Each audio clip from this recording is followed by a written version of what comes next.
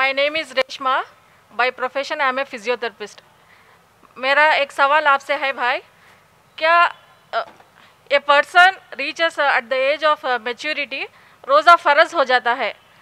अगर थोड़े exceptional cases रहते, if he is having any disease और एनी सम कंडीशंस, बट अगर यंगर एज में भी जो लोग रोज़ा रहते हैं 2 to 3 days रह सकते हैं, उसके बाद रोज़ा नहीं रह सकते, ऐसे लोग क्या कर सकते हैं? At the time of starving वो लोगों का ग्लूकोज लेवल कम हो जाता है, जब वो नर्वस फील होना ऐसा सब रहता है, तो लोग क्या कर सकते हैं? చూడండి సోదరిమణి ఏ ప్రశ్న అయితే అడుగుతున్నారో నేను ముందుగా సోదరిమణిని అభినందిస్తున్నాను. మాషాల్లో ఒక ఫిజియోథెరపిస్ట్, మెడికల్ బ్యాక్గ్రౌండ్ ఉన్నారు. మన ముస్లిం సోదరిమణిలో డాక్టర్స్, తర్వాత మెడికల్ ఫీల్డ్లో ఉండాలి, అన్ని రంగాల్లో ఉండాలి. కాబట్టి మొట్టమొదటిగా నేను సోదరిమణిని అభినందిస్తున్నాను. ఫిజియోథెరపీ బ్యాక్గ్రౌండ్తో ఉన్నారు కాబట్టి అల్హమ్దుల్లా మనమందరం కూడా అభినందించాలి. అయితే సోదరిమణి అడిగినటువంటి ప్రశ్న ఏంటంటే, ఇప్పుడు ఒక బాబు లేదా పాప, ఒక బాలిక లేదా బాలుడు యుక్త వయసుకు వచ్చేసినారు, రోజాలు ఉండాలి, ఫరజ్ అయిపోతుంది.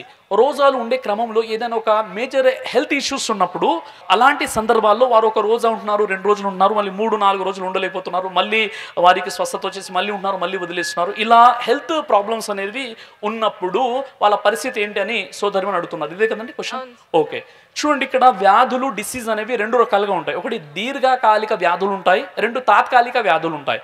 కాబట్టి ఒక వ్యక్తి అనారోగ్యంగా ఉన్నాడు కాబట్టి రోజా ఉండలేకపోతున్నాడు, ఖురాన్లో అల్లాహ్ సుబ్హానహు వ తఆలా అనుమతి కూడా ఇచ్చాడు. ఖురాన్లో మనకు అనుమతి ఉంది.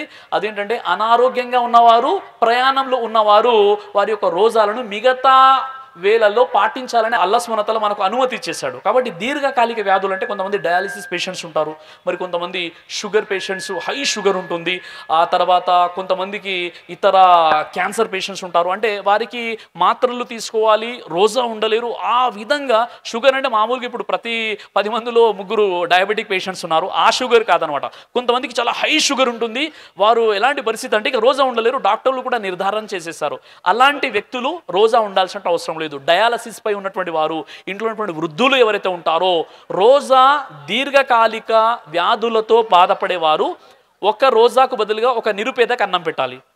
కాబట్టి 30 రోజుల ఉపవాసానికి బదులుగా 30 రోజులకు సంబంధించినటువంటి ఆ డబ్బులు, ఆ యొక్క ధాన్యాన్ని లేదా దానికి సంబంధించిన భోజనాల ఖర్చు ఇచ్చేస్తే సరిపోతుంది, మొదటి విషయం. కానీ తాత్కాలిక రోగగ్రస్తులు కొంతమంది ఉన్నారు, అంటే వారికి ఏదో ఒక చిన్న అనారోగ్యం ఉంది, కానీ ఒక 2 రోజుల తర్వాత లేదా రంజాన్ తర్వాత మళ్ళీ వారికి పూర్తిగా స్వస్థత లభిస్తుంది. అప్పుడు ఏం చేయాలి?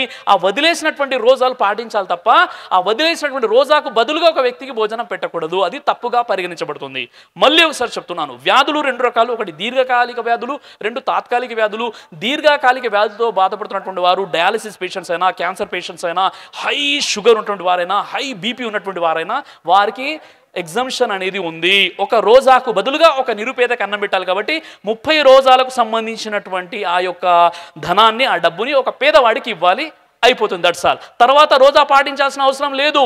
కానీ కొంతమందికి ఇప్పుడు అనారోగ్యంగా ఉన్నారు, ఇప్పుడు కిడ్నీలో స్టోన్ ఉంది, విపరీతమైనటువంటి నొప్పి వస్తుంది, చూస్తే 12 mm కిడ్నీ స్టోన్ ఉంది, వాటర్ ఎక్కువగా తాగాలి, విపరీతమైన పెయిన్ వచ్చేస్తుంది. కాబట్టి నేను ఏం చేస్తాను, కిడ్నీ పోవడానికి ఆ జడిబుడ్డి దవా ఏదో ఒక మందులు నేను ఉపయోగిస్తుంటాను.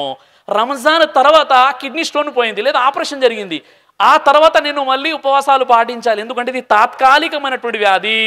దీర్ఘకాలిక వ్యాధి ఏంటి? డయాలిసిస్ పేషెంట్, ఎప్పుడు కూడా డయాలిసిస్ పై ఉన్నాడు, ఆ వ్యక్తి ఆ సందర్భంలో అతడు తర్వాత కూడా అతడు రోజా ఉండాల్సిన అవసరం లేదు. ఒక రోజాకు బదులు ఒక నిరుపేదకి, ఆ విధంగా 30 రోజుల ఉపవాసాల బదులు 30 మందికి లేదా ఒకే వ్యక్తికి 30 రోజులకు సరిపడు ఆహారాన్ని, ఆ డబ్బుల్ని ఇస్తే సరిపోతుంది. కాబట్టి సోదరిమని అడిగినటువంటి ప్రశ్నకు జవాబు దొరికిందని నేను ఆశిస్తున్నాను.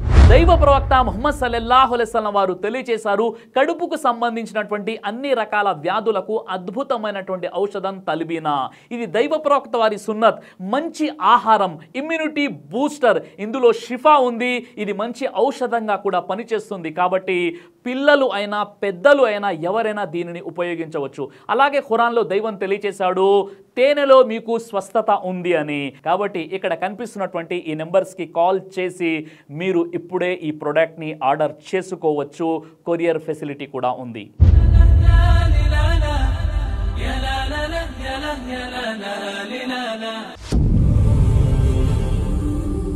బ్రదర్ సిరాజ్ అని యూట్యూబ్ ఛానల్ని మీరు సబ్స్క్రైబ్ చేసినట్లయితే ఇన్షాల్లా దేవచిత్తం అయితే మీకు వీడియోస్ వస్తుంటాయి. అదేవిధంగా బ్రదర్ సిరాజ్ అనేటటువంటి ఫేస్బుక్ని కూడా లైక్ చేయడం వల్ల మీకు వీడియోస్ వస్తుంటాయి.